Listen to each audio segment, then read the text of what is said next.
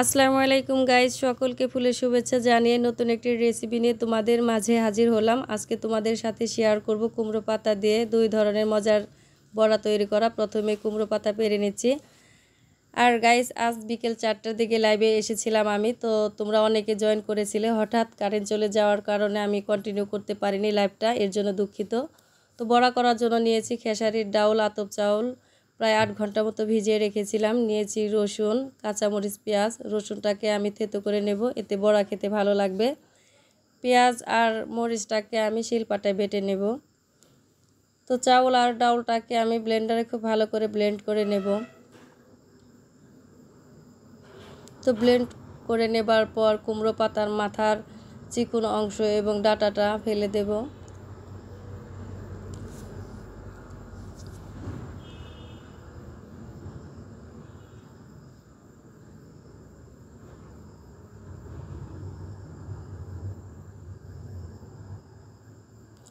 আশা করি পুরো ভিডিওটাই সঙ্গে থাকবে। তো কুমড়ো পাতা অনেকটাই খসখসে, সেজন্য হাতের তালুতে নিয়ে হালকা করে ঘষে নেব। এতে করে পাতাটা অনেক নরম হয়ে যাবে, বানাতে সুবিধা হবে। তো ঘষে নেবার পর খুব ভালো করে ধুয়ে নিয়েছি আমি।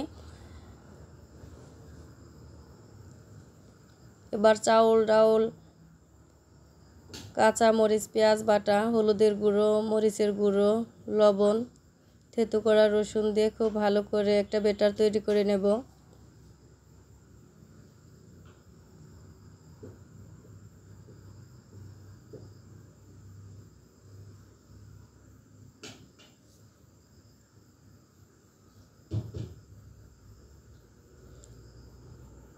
তো সব কিছু খুব ভালো করে মিশিয়ে নিয়ে এক সাইডে রেখে কিছু পাতা আমি একদম ঝুরি ঝুরি করে কেটে নেব।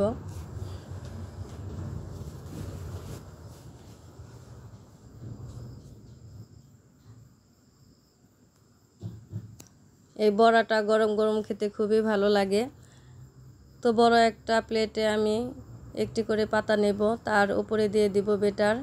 খুব ভালো করে মাখিয়ে ভাঁজ করে নেব।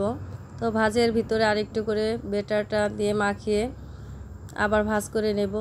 তো একই প্রসেসে সবগুলো আমি বানিয়ে নেব। এর মাঝে চুলায় আমি তেল গরম হতে দিয়েছি।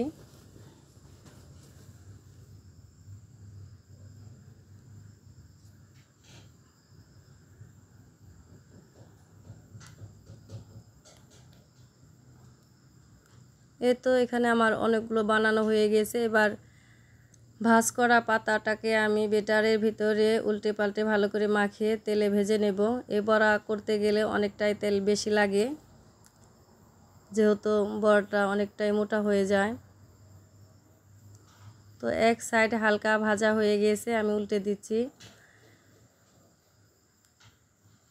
এর মাঝে কিছু বেটার অবশিষ্ট ছিল, সেখানে কুমড়ো পাতা কুচি করা, কাঁচামরিচ, পেঁয়াজ কুচি, একটু লবণ দিয়ে খুব ভালো করে মাখিয়ে নিচ্ছি। এখানে আর আমি নতুন করে হলুদের গুঁড়ো, মরিচের গুঁড়ো দিইনি।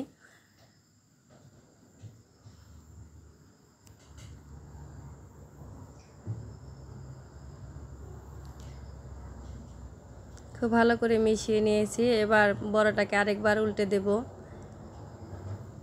আমি যখন এই বড়াটা করি 3বার উল্টে দেই, এতে করে ভিতর বাহির সব সাইড ভালো করে ভাজা হয়ে যায়। তো বড়া আমার একদম রেডি, আমি তুলে নিচ্ছি।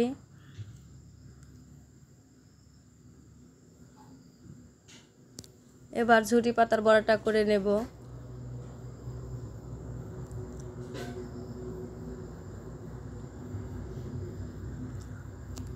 বড় বড়াটা করতে গেলে অনেক সময় ঝামেলা মনে হয়, এর জন্য ঝুরি করে বড়া করলে অল্প সময়ের ভিতরে করতে পারবে। তো দুটো বড়াই আমার কাছে খুবই প্রিয়, পছন্দের।